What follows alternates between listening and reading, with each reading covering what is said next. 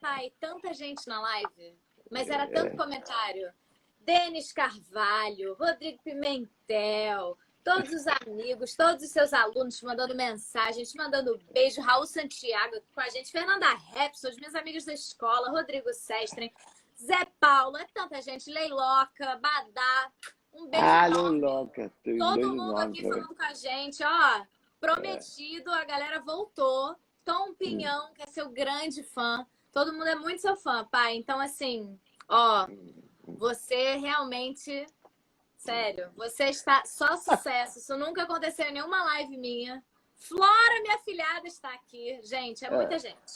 É muita gente. Olha, muita gente. Me fala então, a gente estava falando sobre... O que estávamos falando, querido? Querido Doc? Não, sobre essa coisa de eu ler, de eu ficar lendo, de eu gostar dessas coisas, de ficar lendo, vendo filme. Se alimentando de cultura, né?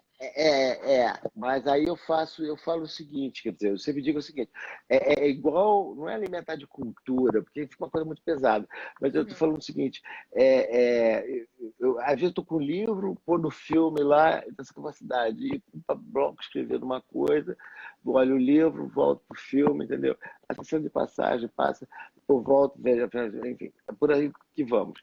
Mas, porque como você tem também o atleta, né? Porque nós somos um atleta, um tipo de atleta, vai dizer que o chute do Pelé é de uma inteligência fantástica, só os músculos, a capacidade de distância, o movimento, os ventos, a velocidade da bola, para chegar lá, para fazer o gol, naquele buraco que o cara está do outro lado, é uma complicação física complexa, muito complexa. Então, tem vários tipos de inteligência, entre os quais a corporal, uma bailarina, etc. Claro. Tem vários tipos de criatividade. Então, mas para você fazer aquilo, ou estar ao par daquilo, você tem que se alimentar.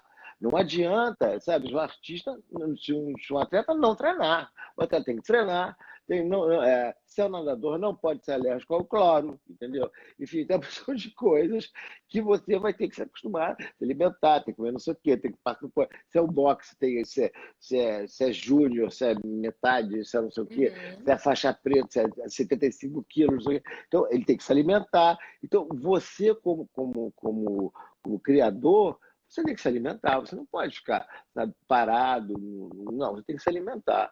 É indispensável, né? É indispensável, você tem que ver as coisas mais modernas.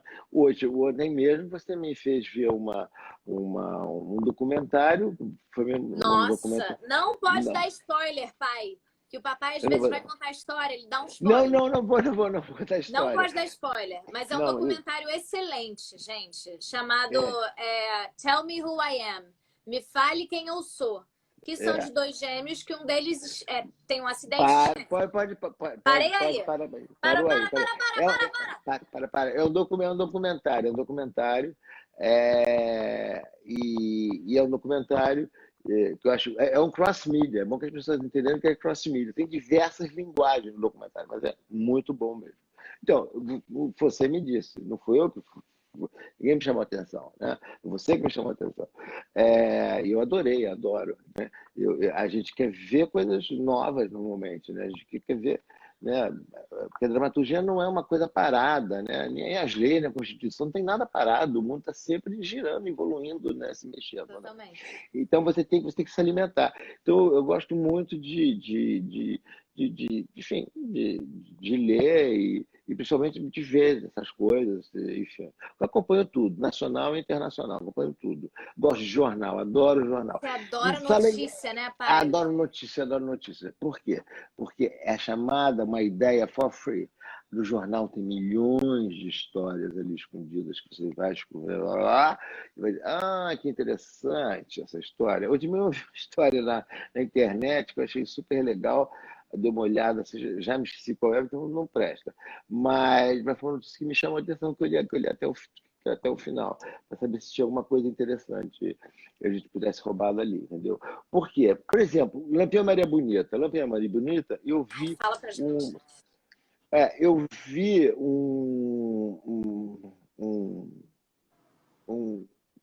Como é que chama esse negócio? Globo Repórter. Globo Repórter. Olha, Foi como uma coisa que fosse Globo Repórter, foi um documentário, na época não foi nada importante. Certo? Aí me lembro que estava, eu e o Ignaldo recebemos para fazer 20 storylines para entregar para o Boi com uma minissérie nacional, a primeira minissérie nacional. Aí eu falei, então tá, a gente começou a trabalhar junto. Aí, claro, a gente achou muito esperto, espertíssimo, né? Pôs as ideias que a gente queria médias no início, no meio aquele que a gente queria mesmo, e no final que a gente não tinha a mínima ideia do que era. E a gente só fez para completar os 20 storylines. Não foram 20, foram 15, algo assim. sim. Aí quando já estava lá para a 10ª, terceira, essa quarta, né, já não aguentava mais.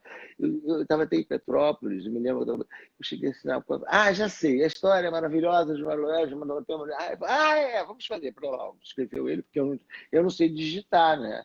As pessoas, você tem que contar para as pessoas que eu não sei digitar. Eu quero contar essa parte. Essa é uma parte muito interessante da minha história. Eu sei digitar, eu não digito, e aí ele digitou lá, máquina de escrever, escreveu a história. Aí mandamos para o Boni. Não é que o Boni foi justamente esta história. Né? Então, comigo estava certíssimo, né? Deu um enorme isso. Deu muitos prêmios, né, pai? A galera tá aqui pedindo para você falar de mulher, para você falar de justiceira. A galera já quer que você fale. Só que eu queria, antes de você falar das coisas que você fez, eu queria muito falar dessa questão de você não datilografar, né? É engraçado que, assim, a tecnologia foi avançando e eu, assim, nas minhas memórias, eu fui acompanhando essa evolução da tecnologia através de você. É muito doido, assim. Eu lembro muito de você escrevendo na máquina de escrever. Eu lembro de um primeiro Maczinho. A gente é muito privilegiado, né, pai? A gente sempre teve contato muito rápido com tecnologia, a gente sabe disso.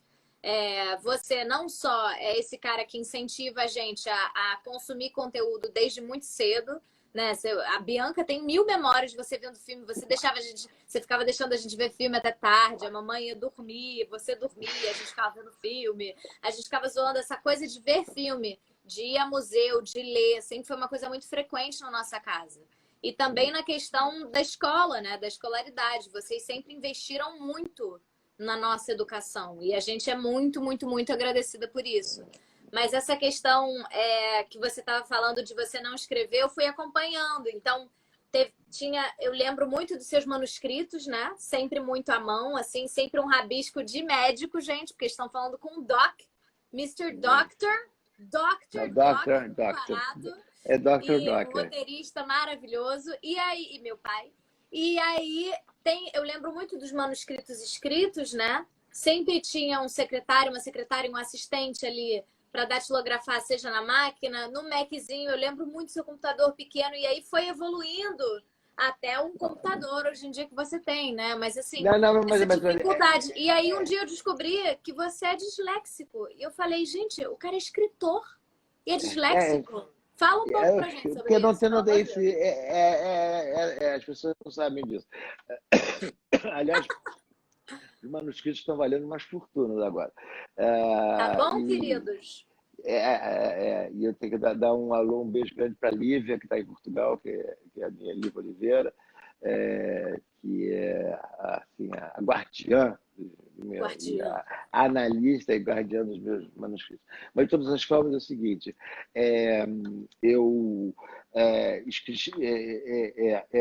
desde garoto tive uma dificuldade, até um certo ano fui bastante perseguido em português, porque eu ainda estava no científico, no quarto ginasial naquela época, eu já trocava o P pelo B, eu fazia uns dias que eu trocava tudo. E eu nunca consegui ter uma escola de datilografia na Praça Sans Penha, tinha lá num lugar, numa casinha, para tentar. Fiz TT, mas eu não conseguia. Chegava no dia seguinte, eu me embolava tudo. O meu raciocínio era mais rápido. Vamos dizer, eu sempre escrevi no papel. Eu sempre passei tudo no papel, fazia o roteiro todinho no papel, entregava para a pessoa, essa pessoa digitava, ou digita. Antigamente, datilografava, atualmente digita. Atualmente eu dito, né?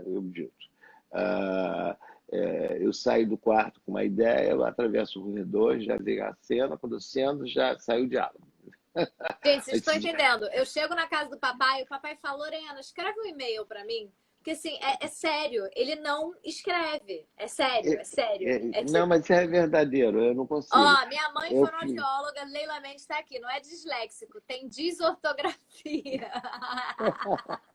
Mas o que seja, o que não seja, eu sei o seguinte, eu fui chamado, me chamaram uma vez, eu era do European Script Found, e tinha lá uma opção de, tinham vários dados, entre os dados que tinha, que eu era um escritor disléxico, do que seja. Uhum. E aí eu fui chamado para a universidade, foi de Harvard, lá na Inglaterra, né, de Oxford, né, Oxford. E foi na universidade, porque tinha um novo computador chamado Newton, o Harvard, professor Harvard Brown, que é meu amigo, né, o Harvard, e aí a Maíta, é, ele é doutor em física, né, no departamento de física lá, enfim, me convidou para ser Uhum. uns dias em Oxford, para experimentar um novo computador chamado Newton. Esse computador Newton, na verdade, ele tinha a capacidade de você escrever numa tela e ele colocar em caracteres, escrever como se fosse uma secretária, mas fantástica. Aí eu falei, pô, e eu fui chamado para experimentar, para ver se dava certo, né? Eu cheguei lá, Uau! aí eu cheguei lá e falei, aí eu fui, foi muito bonito, né? Foi uma experiência inesquecível, né? Eu devia, vários professores, várias áreas, eu tive umas reuniões assim de nível internacional, umas coisas que realmente eu tenho a agradecer, porque realmente eu tive com pessoas assim maravilhosas. Desse dia, depois tudo muito formal, tudo ultra formal, imagina Oxford, você do lado do reitor, sentado, com Claro. negócio de super formal, 17 copos de água de vinho, aquele negócio todo. E, e servem rim, eu odeio rim. Aí eu falei, não, eu sou vegetariano, eu sou vegetariano. Uma correria, porque de repente eu virei vegetariano. Não tinha nada. Aí, enfim, mas inclusive foi uma noite interessante, esse professor israelita, tinha até indiano, não sei o quê, sobre a física, sobre mundos paralelos, enfim, existe, né? Mundos paralelos, uma coisa estranha. Mas, tirando isso fora, eu fui por tal Newton, né, que só tinha lá engenheiros, gente de alta capacidade. Aí eu sentei, peguei a tela e escrevi. O que você vai escrever? O seu nome, né? Escrevi o Doc Comparato. Aí o computador na memória. Dog comes a rat. Falei, o Dog quê? comes a rat. Comes. Doc Dog, penteia um rato. o cachorro. Dog A penteia. dog Dog foi. comes dog comes a rat. O cachorro penteia um rato. Dog comes a rat. Gente, que Comes maravilhoso. rat. Foi incrível, né? Eu dou para é uma anta. Esse computador é uma anta. Eu não escrevi isso, não foi isso que eu escrevi, eu escrevi meu nome para começar. Eu falei, é uma anta. Ela falou, mas você não acredita em coisa artificial? Eu falei, olha, e realmente, quando a inteligência artificial uma coisa, fizer uma poesia, sabe, de autoral, Aí você vai vai gostar. ter certeza. Porque máquinas não vão ter alma. Isso aí eu posso garantir. É impossível terem alma, né? Claro que você tem aquela ficção científica maravilhosa do É, tem a Jung, né? recriação, né, do que São é o do ser mundo, humano. que pode ser. Mas tem as leis do Asimov, que não vão deixar de forma alguma, são atuais até hoje. Então, o Asimov Gente, tem uma quarta lei do Asimov que justamente fala isso. Eles não têm alma, não poderão ter alma, né? Enfim, essa é a lei do vocês não Asimov. vão poder ver essa cena, mas vocês tinham que ver o papai mexendo no celular. Quando ele fala que ele é analógico, é verdade. É Vocês tinham que ver verdade. a cena, a gente no restaurante, meu pai assim, olha que maravilha que meu celular faz. Aí ele ficava assim, alô, Google, Doc Comparato. E era muito engraçado, porque o Google respondia, Bianca Comparato, sendo procurada. E aí ele, burro, alto. Não, eu não Ai, sei. muito bom. Realmente, com os aparelhos eletrônicos, eu estou dando certo hoje. Espero que dê certo ao final. Não, vai dar certo. Ô, pai, falando dessas coisas eletrônicas, tem um assunto que eu acho que está em voga muito forte no país e no mundo, e que eu queria muito conversar com você sobre, que são os fake news. O que você acha dos fake news? Como é que é tudo isso? É uma coisa muito antiga, né? A fake news realmente é uma coisa antiga. É, é, eu fiz um estudo, sabe, que o meu livro contém um capítulo Uhum. sobre isso, né?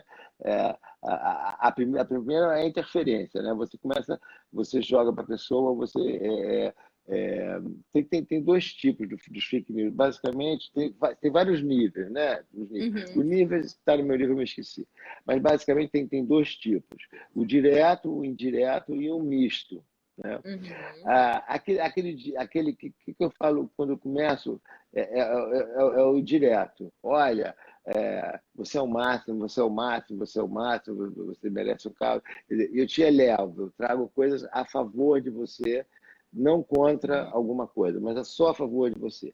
A segunda, quando é indireto, eu digo, olha, você, a sua vizinha comprou um aparelho de prata. A sua vizinha, que Uhum. é ou feia, Não que é tem direto para inveja, mim, é indireto. é para ela. Você começa a Sobre falar bem terceiros. dela, que você odeia ela, porque você brigou com a sua vizinha.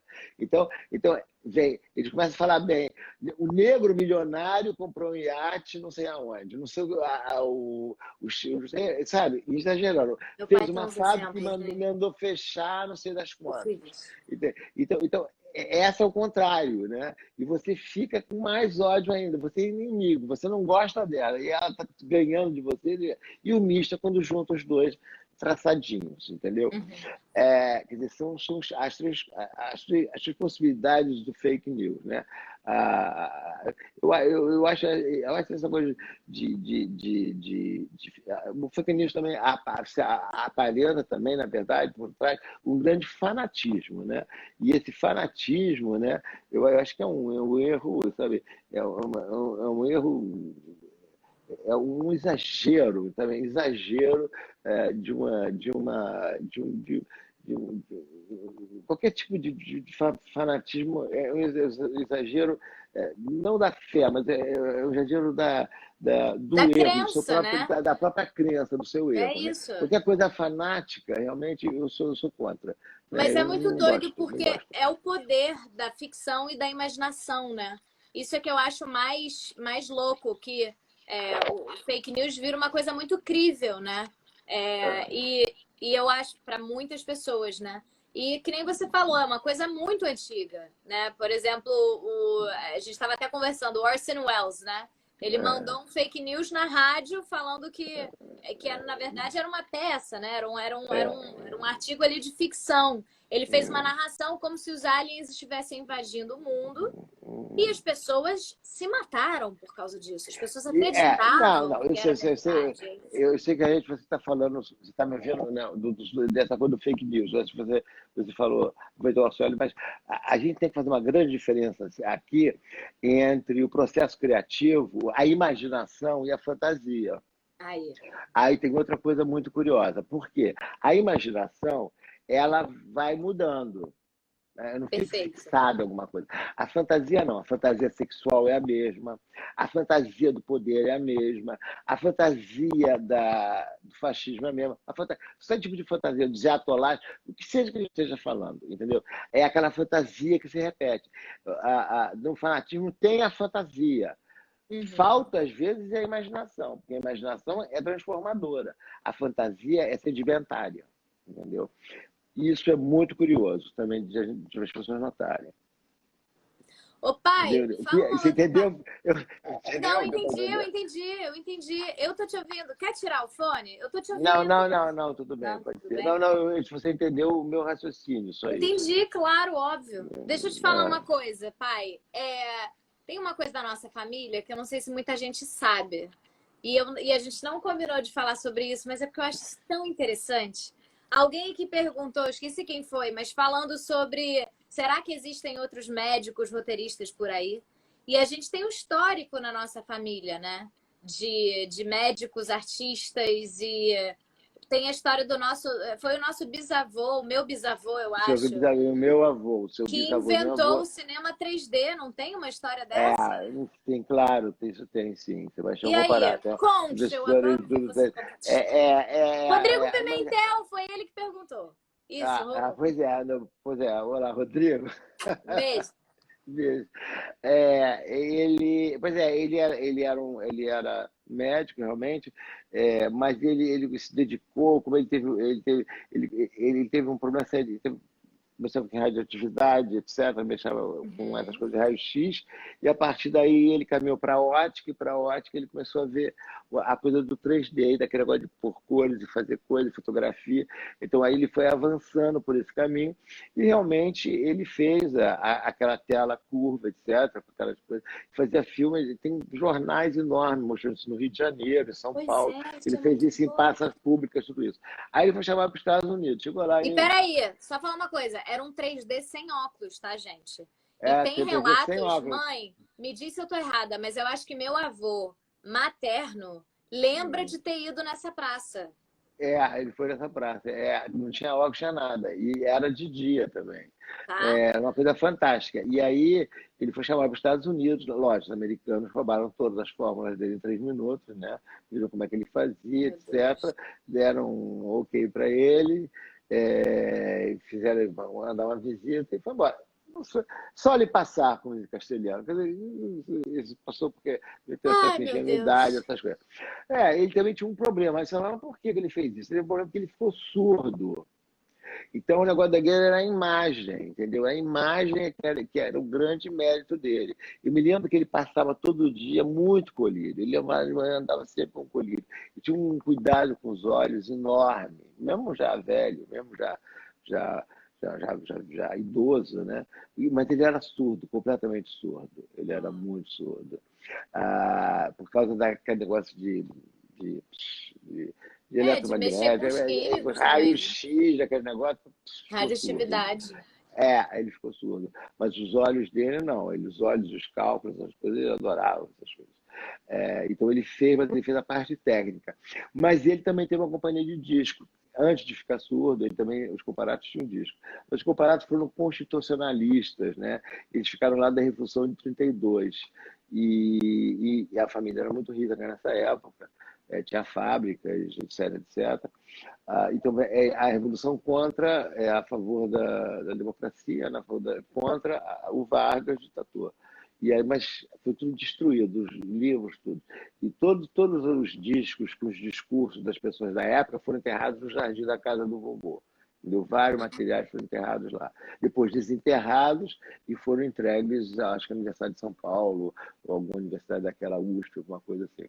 Não Porque eu sou a lembro par que disso. entraram em contato com a gente, acho que um cara lá de Brasília, que ele ia fazer um doutorado, um mestrado sobre a história do meu bisavô. Ô pai, olha, Beth Pires Gonçalves está aqui mandando beijos. Vários amigos e amigas. Beth, Sônia, Miguel. muita gente agradecendo aqui, Silvia Pareja, muitos beijos. Pai, vamos falar um pouco dos seus trabalhos? Tem teatro também, a gente não falou nada de teatro. E teatro você também foi um cara assim, né?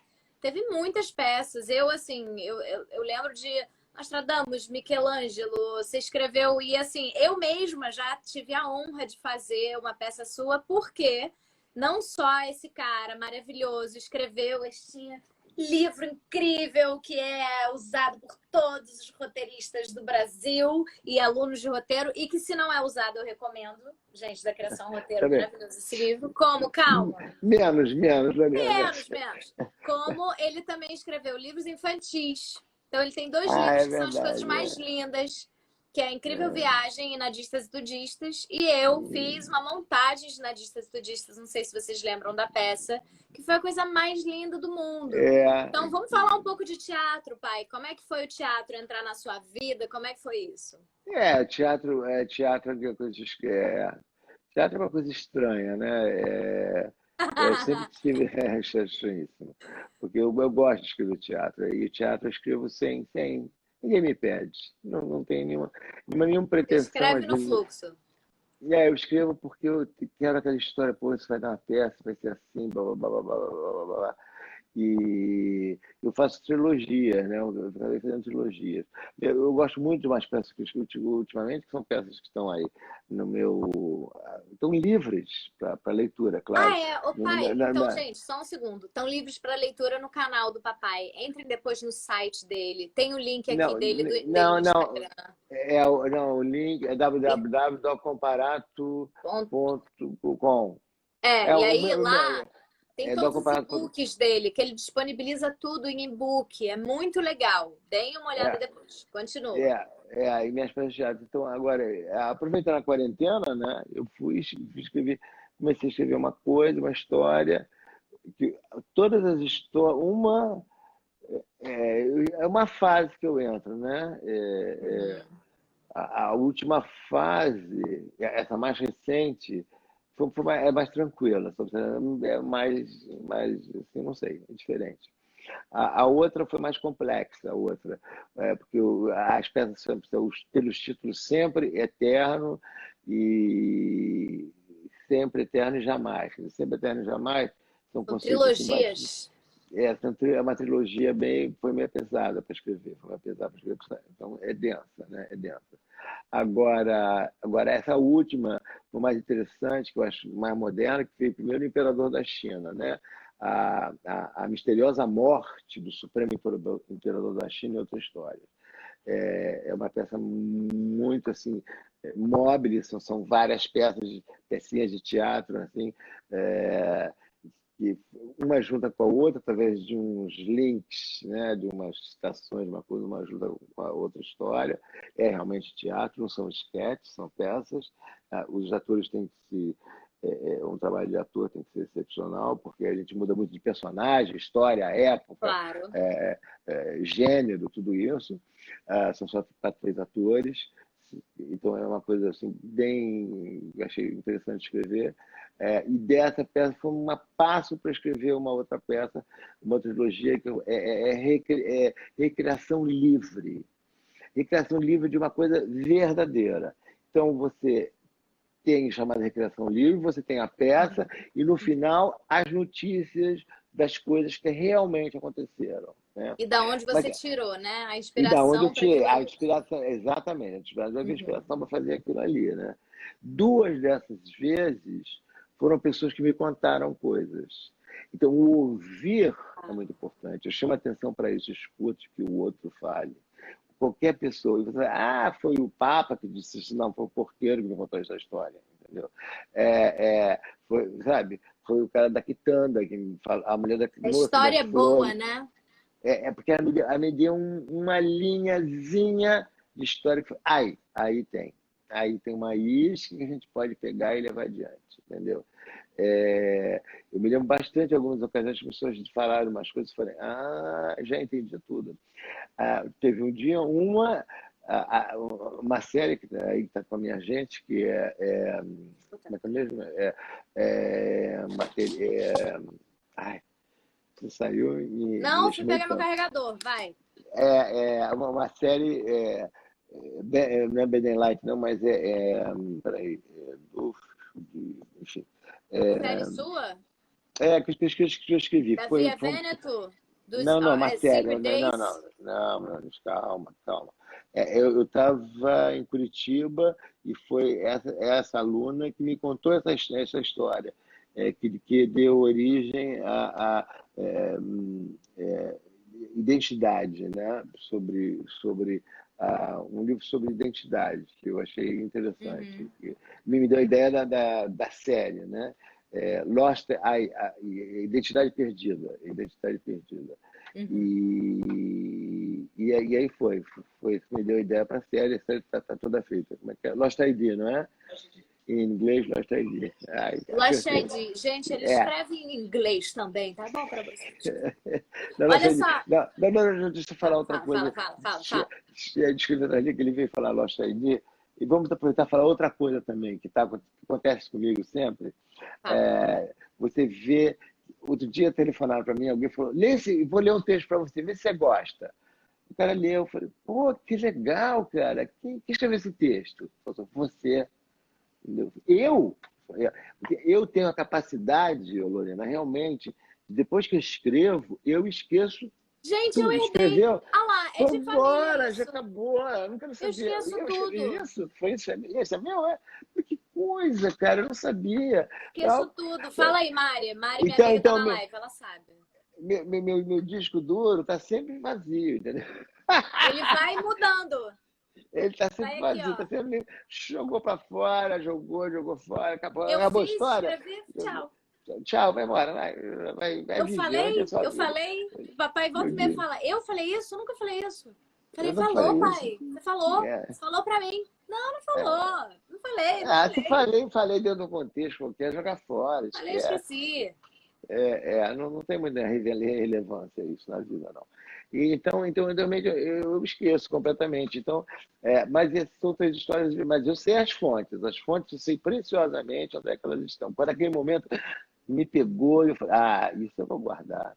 Essa eu vou guardar, ainda vai sair. E essa moça, essa aluna, essa história, ela conseguiu fazer uma série, né? Lost ID, que está lá com um streaming, né? Um É um streaming. disco duro seletivo, tá bom pra vocês? É um Em disco duro aqui, ó. branco.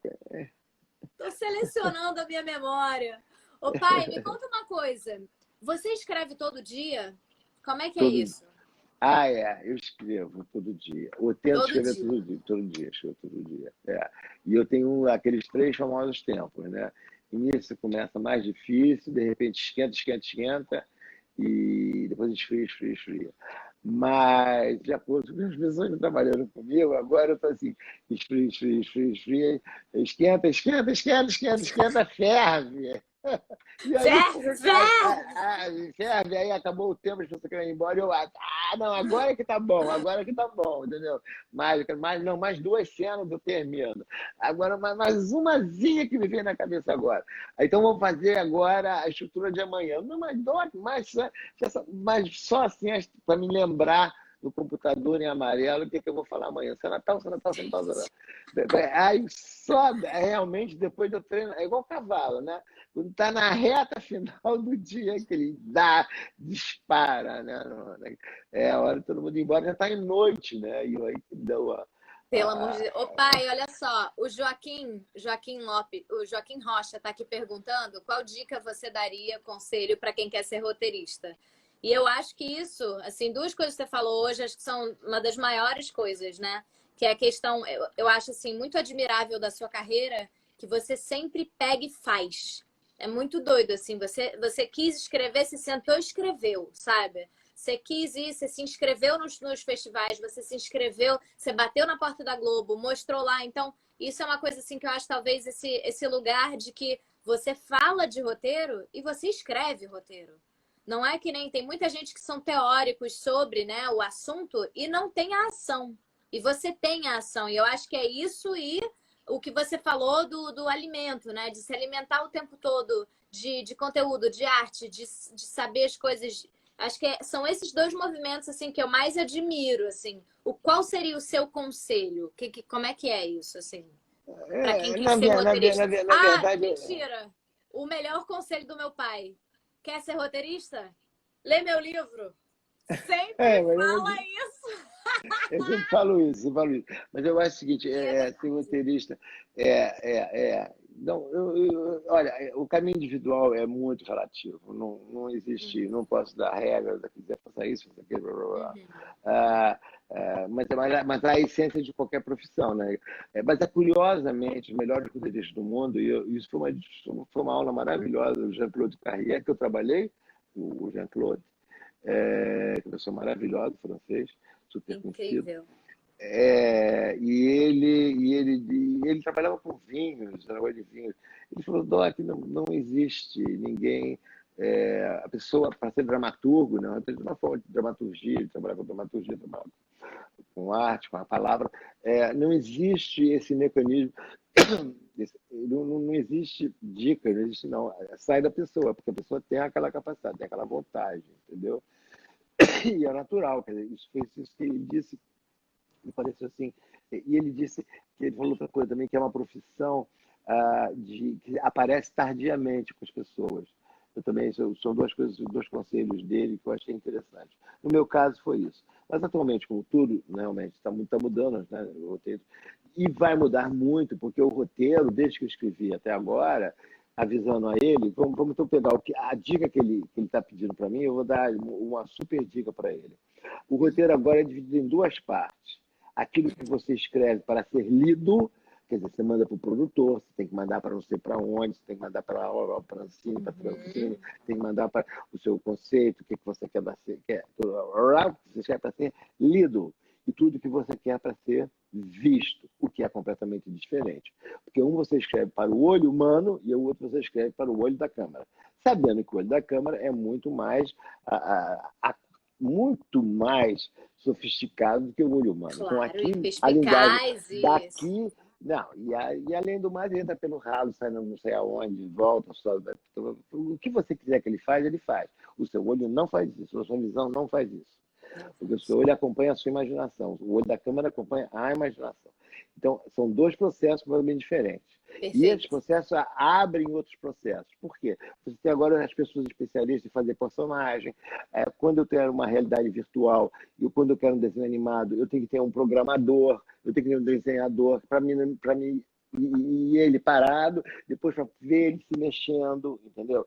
Na realidade virtual, qual é o ângulo que eu vou dar? Eu tenho que trabalhar com uma pessoa que entende de matemática. Então, e essas dois caminhos. E aqui eu tenho pessoas podem ser responsáveis pela estrutura, você vê lá, responsável pela estrutura, responsável pelo diálogo, responsável por blá, e depois responsável por tudo, o autor e o que fecha tudo. E responsável pela, não sei o quê, o ângulo da realidade virtual. Uhum. Então abre-se muitas profissões de um lado do outro. Quer dizer, o roteirista, aquele completo de um lado ao lado, a gente vê até hoje, né? No meu caso, entre aspas. Mas a profissão ela vai se estender em várias especialidades, é a primeira coisa. E você vai perguntar, mas o que tem a ver isso com a dica? Isso tem a ver com a dica para a gente fechar um pouquinho, vamos começar a resumir. Até o ano 2000, quer dizer, antes do terceiro milênio, a Unesco produziu um trabalho dizendo assim, 80% das profissões do mundo, 80% Uhum. das profissões, eram profissões repetitivas. A pessoa repete. Pagador, meu pai era pagador, né? Pagava em caixa de banco, Uhum. pagador, a pessoa que não sei o quê, profissões A fábrica, repetitivas. né? A repetição, É, tempos a modernos repetição. ali. Tchac, tchac, Quando tchac. você entra no restaurante, e somente todo mundo é repetitivo, quem é o criativo está lá no fundo, que é o cozinheiro. Então você tem 20% das profissões, isso no século passado, 20% das profissões eram profissões criativas. Criativos. Agora, dentro dos criativos, desses 20 criativos, 80% estavam desempregados. Com essa mudança toda do mundo, o que aconteceu? Como temos máquinas que fazem tudo, Tudo. não se entendeu agora porque as fábricas continuam com luz. Eu não entendo por que deixa uma fábrica acesa. Porque a fábrica de carro pode ficar completamente às escuras. Porque o Pois é. computador não tem olho. Não precisa gastar com luz. Não precisa gastar com luz. É tudo feito por máquina. Tudo feito de máquina. Para que vai ter luz? Ter luz, sabe, para dar a impressão que você está vendo, mas precisar de luz não precisava, podia economizar um montão, entendeu? Já começa por aí. Aquilo repete, a verdade, mas estou falando outra coisa Mas verdadeira. é verdade mesmo. Achar as profissões repetitivas, a agência do banco está fechando, lojas, você compra na internet.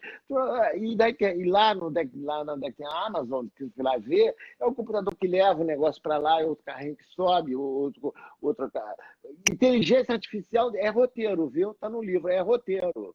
É roteiro. Claro que A gente tem é. que fazer um roteiro para inteligência artificial. É um Claro que ser tem. humano que está ali atrás montando tudo. É por isso que ele faz aquilo. É bom saber disso. É uma profissão que vai ter. Então, atualmente, o mundo vai necessitar de 20% de pessoas que fazem a mesma coisa sempre, profissões repetitivas, e 80% de profissões Criativo. criativas. Por quê? Costurar, cozinhar,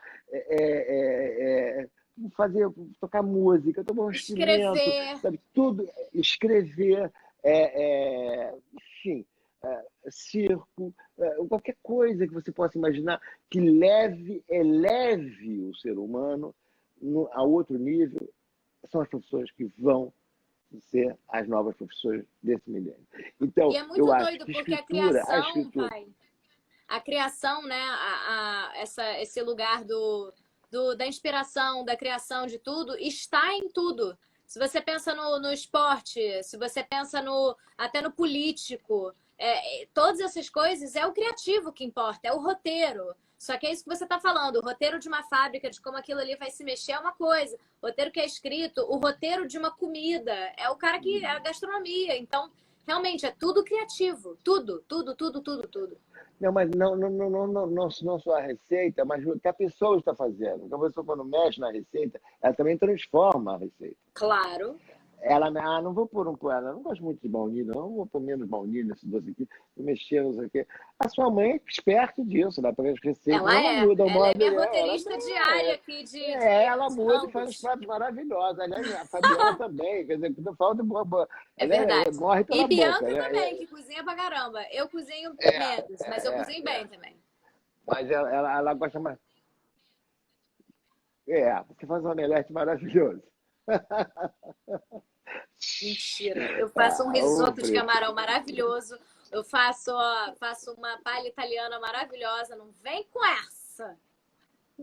Você faz assim, é legal, isso é verdade. E Sim. você faz uns peixes no forno também deliciosos. Você só não faz porque Ah, você não quer. mas agora eu tô cansado. Eu tive uma fase de cozinhar, né? Depois eu parei também. É. Depois, vamos terminar.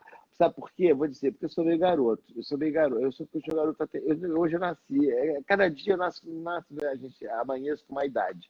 Né? Aí, de repente, eu já sei fazer isso, tá? Não vou fazer mais. Esse tema já. Ih, cansei. Eu fiz Cansei. 3 anos de plantão de polícia, falei, ih, não fala mais de plantão de polícia, vou ir mais de polícia, eu não quero saber. Claro que se me pagarem bem, eu vou fazer, entendeu? Claro. Mas, claro, se cortar o contrato, uma profissão legal, eu vou fazer. Mas que me encanta fazer. Fiz 3 anos, eu falei, não, nunca. É verdade. Aí você. Falar de drogas, eu já fiz o caminho da cocaína, isso uns 700 anos atrás, passar pela Colômbia, Amazônia, tudo, Europa, já fiz tudo isso. Não preciso mais, entendeu? Então, assim, eu aí depende, dá um pouco de gastura. Então, a gente tem que sair da live, eu acho, para não dar gastura nas pessoas. Tá bom. Mas, Você não ó, só acha? pra te dizer que Você não tem acha? muita gente aqui. A gente poderia terminar daqui a uns 15 minutinhos, se você quiser. Que aí a gente finaliza 2 lives inteiras. Mas só se você quiser. Já passou? Já passaram 45 minutos? Já passaram 40 minutos. Ah, tá. Mas ainda tem gente vendo? Tem Tem muita muito. gente. Tem, tipo, quase 40 pessoas aqui vendo com a gente. Então tá bem. Então tá bem. Olha Então, só, sabe que... vai. Mais perguntas de alguém? Não, então, alguém quer fazer alguma pergunta pro papai? Eu ia te falar alguma coisa. O que você estava falando? Você estava falando de cozinha. E aí você começou a falar de... Ó, viu? Tom Pinhão tá mandando assim. Nenhum dos dois aí dá gastura. Vai, queremos mais 15 minutinhos. O pai, como é que é pra você ter três filhas tão criativas e é muito doido, assim, porque o papai, ele nunca gostou muito de esporte. E nós três nascemos totalmente ativas, esportistas e tudo. Só que 3 artistas também. Então tem esse lugar muito, muito lindo, assim, que a gente foi muito pelo seu caminho, né? O caminho que você trilhou. Como é que é isso para você ver suas filhas assim indo para arte também? Porque para quem não sabe, sou eu, Bianca e Fabiana. Até o papai brinca que é o monstro Fabiló. Então, como é que é isso, pai? Fala um Não, pouquinho não, pra esse gente. negócio também, esse negócio que você não gosta de esporte, é meio Relativo. Ele complicado. adora bicicleta. A verdade é essa. Adora A andar e bicicleta, adora bicicleta. adoro bicicleta. Sempre dia de garoto de bicicleta. Mas não só isso, eu até escrevi um documentário no BBC sobre, sobre futebol, né? O futebol foi uma série enorme. Eu escrevi até na Casa das Minas, lá em Portugal. De todas as formas, eu tive que entender tudo de futebol. Depois desaprendi tudo. Mas não é que eu não gosto de Já esporte, não é esqueci. nada disso.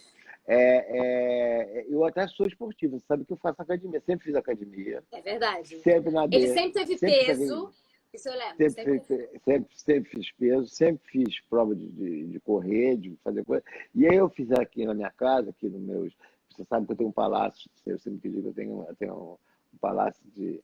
Como é que é? Chama, um latifúndio de 150 metros quadrados. Né? Um latifúndio quando ele tem as paredes, tudo, tem Gente, escritório, tudo. meu pai, ele fala umas coisas Aí assim eu meio resolvi. antigas, mas eu passo um pano porque ele é meu pai, tá? Então deixa ele. Vai. Porque tem Fala dos seus latifúndio de cento e latifúndios, cinquenta vai. metros quadrados. Aí eu peguei o quarto, que você sabe, Privilegiadíssimo. Ah. quarto de empregado, você sabe tudo bem. Aí fiz, pus uma esteira lá, um negócio pequenininho para mim correr, e vocês torraram o meu saco. É verdade. Você, Gente, meu você, pai jardim comprou uma esteira botânico, e botou com no quartinho perto bicicleta. da cozinha. E a gente ficava, pra que você vai comprar uma esteira? Anda na lagoa. Vai andar na lagoa. Cara, não deu outra. Deu a quarentena. É o único que tá fazendo exercício. Quer dizer, eu tô com o meu personal Patrick, tô fazendo aula de yoga com a Beta. Então eu também tô fazendo exercício, mas eu não tô andando. Papai é o único que está caminhando porque ele tem a esteira dentro do quartinho.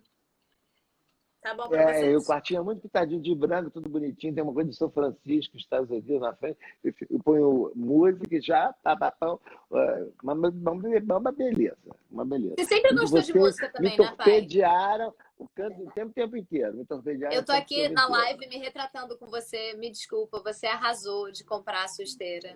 É Tenho besteira, inveja. é. Tenho. Mas você perguntou que música eu escuto, né?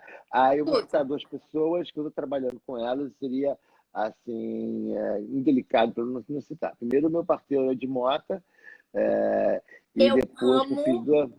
Eu as suas adoro o Ed. músicas com Ed Mota. Gente, ele tem É, duas é, músicas maravilhosas com Ed Mota. Vou procurar. e aí depois tem o Ed Mota e tem o filho do Baden Powell, os dois, o Felipe Baden Powell, Ah, que estão em Paris, e são violinistas, violão, né? Estão violão e tem uma música francesa maravilhosa, ele é um compositor de mão cheia, tem o irmão dele também aqui no Rio, mas eles estão trabalhando comigo, eu gosto muito das uhum. músicas dele, e agora estou ouvindo muita música francesa, que ele manda umas coisas francesas, uns estilos novos, franceses que misturam a bossa nova, aquela música, Chique. sabe, assim, chique, música chique, sofisticada, por causa Gente, o do produto. papai sempre teve bom gosto. Isso é uma coisa. Ele é um cara assim, tudo dele é muito arrumado, sempre muito perfumado. Ele sempre fazia É, barba, eu ficava olhando ele fazer a barba, babando assim, fazendo a barba. Ele sempre foi muito arrumado, muito perfumado, cremes e coisas, sempre muito distinto assim. A casa dele tá sempre arrumada, ele tem todo um esquema. Ele é todo cheio de manias, de tem um negócio, bota uma música e tal. A gente sempre sentava para comer, o papai arrumava tudo, as luzes, e depois ele sentava para comer. Então, assim, isso é uma coisa que eu lembro muito, muito forte, assim, né, pai? Esse seu bom gosto. Mas, ó, eu a achei vida a sua a minha música aqui, vida, eu a vou minha botar. vida é um pouco, a minha vida tem que ser um pouco cinematográfica, né? Tem que E ser também olha, e a Beth cenários mandou bonitos. uma aqui, Beth mandou uma maravilhosa. E o chapéu. Papai tá Ah, o sempre, chapéu. gente. Característica do papai, ou é a careca, ou é o chapéu. É. Isso é Não, lógico, clássico. lógico, mas aí perguntaram, você vai fazer com chapéu? Você vai fazer? Eu falei, não, vou fazer esse chapéu, me deu vontade de fazer esse chapéu agora, né? Porque esse chapéu à noite vai ficar com a sombra, vai ficar uma coisa horrorosa. E aí, o problema é a careca, né? Que reflete aqui, né? Puf, né? O refletor aqui na própria Cara, casa. e eu É, amo é, assim, o astral do papai, quando o papai, quando ele resolve ir para alguma festa ou algum lugar, cara, ele já chega assim, ó, eu sou o Doc. Prazer, eu sou o Doc. Ele já chega assim, e ele tinha um programa, pai, eu amava esse seu programa que você falava, posso falar? E aí você começava a pois falar é. as coisas. Onde é que era isso? Era na TVI, o telejornal inventei esse telejornal. Aí eu estava até, por acaso, contei hoje, quer dizer, eu saía segunda-feira, me lembro, na casa do Cipreste, eu saía segunda-feira de manhã, tipo 4h30 da manhã, né, que eu saía, às 4 que ele estava maluco, daquele homem regando o jardim, um frio cão, às 4h30 da manhã, levantava, não sei o que, eu pegava o avião das 6h30 no aeroporto, 6h30, 7 horas. Aí você chegava na mesma hora, eu chegava em Barcelona. De Barcelona eu tomava um carro, você chegava na universidade às 9 horas, 10 horas. Aí já começava primeira coisa do escritório, que era o coordenador do Master, depois tinha as aulas, às 3 horas para almoçar, e voltava para Barcelona, entendeu? Para ir trabalhar, escrever uma minissérie com o Chess Barceló. Aí terminava, no final do dia, tomava champanhe, ia para o meu apartamento, que eu estava no apartamento dele, trabalhando à tarde, voltava para o meu apartamento, aí estava esperando a Eulália, e ela ainda escrevia partes do meu livro com ela até às 11 horas da noite. Vai trabalhar assim na Quinta dos Infernos, né? Aí Vai tomava, trabalhar. E aí? Aí aí eu tomava um pergunto a avião, vocês. de 2 semanas, tomava avião, passava o final de semana em Lisboa, né, em Sintra, e na quinta-feira, às vezes ia mais cedo, na quinta-feira, eu ia de manhã para a televisão. Tinha reunião geral na quinta-feira. Como era o diretor-geral, você vai à reunião para ver, você assistir tudo, sabe de tudo, só para dizer como é que tá. E de manhã, na quinta, eu já ia preparando no avião uma coisa, as crônicas que eu falava. Já na quinta-feira, eu chegava de manhã cedinho na televisão, só pôr, né? Gravata borboleta, roupinha, bababá, o croma, aí era uma crônica atrás da outra, dirigido pelo Peninha. O Pena agora é simplesmente o diretor-geral, o CEO, meu amigo Peninha, espero que esteja vendo, que é um jornalista extraordinário e um diretor de televisão, um vice-presidente de operações de uma rede de televisão, do Correio da Manhã, da TVI, amigo meu, me dirigia e eu fazia assim, 20 até 1 hora da tarde, a gente fazia várias crônicas e 3 vezes por semana aquilo eu passava à noite com Mas posso falar de Dó Comparato, era dois posso minutos. falar. Agora você me pôs a falar 2 horas. Quer dizer, é um absurdo. É Olha um só, absurdo, a gente né? está finalizando a nossa live, então. Pai, eu amei te ter aqui com a gente. Foi muito bom. Eu acho que assim, você realizou um sonho meu, que é ter uma troca minha com você gravada. Queria te agradecer pelo seu livro, pela minha vida, por tudo que você me proporcionou. É muito incrível, assim, queria te agradecer muito você e a minha mãe, assim, não é para menos que eu sou tão workaholic quanto eu sou, que eu sou tão consumidora de conteúdo. Vocês me proporcionaram uma vida incrível, assim, muito, muito, muito privilegiada e muito linda. Eu só tenho a agradecer. E eu queria agradecer a todo mundo que assistiu e deixar aí você para falar uma última mensagenzinha para todo mundo.